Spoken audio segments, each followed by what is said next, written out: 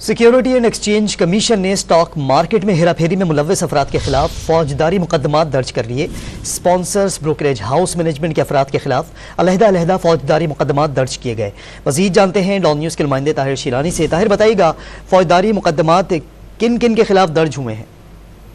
دیکھیں، جو securities and exchange commission of Pakistan کی جانب سے جو تفصیلات جاری کی گئی ہیں اس کے مطابق ایس سی سی پی کی جانب سے چاروں مقدمات پر کارروائی کے لیے اندراج کر لیا گیا ہے، اور ایس سی سی پی نے سیکیورٹیز ایکٹ 2015 کے تحت مکمل چھان بین مکمل کرنے کے بعد ان نتائج پر پہنچا کہ نامزد ملزمان نے سال 2019، 20 اور 2021 کے دوران 3 لسٹڈ کمپنیوں کے حصص کی قیمتوں میں ہیرا پھیری کر کے منافع حاصل کیا۔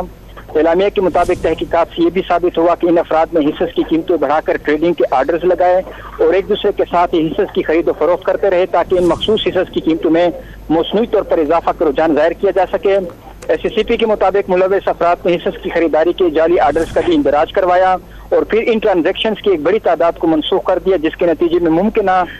سرمایہ کاری کو دھوکہ دینے کے لیے فرضی کوٹیشن بنائے گئے۔ ملزمان نے ان مخصوص حصص کی خریداری کے بڑے آرڈرز دینے کے لیے اپنے صارفین کے اکاؤنٹس کا غلط استعمال بھی کیا، جس کا مقصد حصص کی طلب میں اضافے کا رجحان کا غلط تاثر پیدا کر کے سرمایہ کاروں کو راغب کرنا تھا۔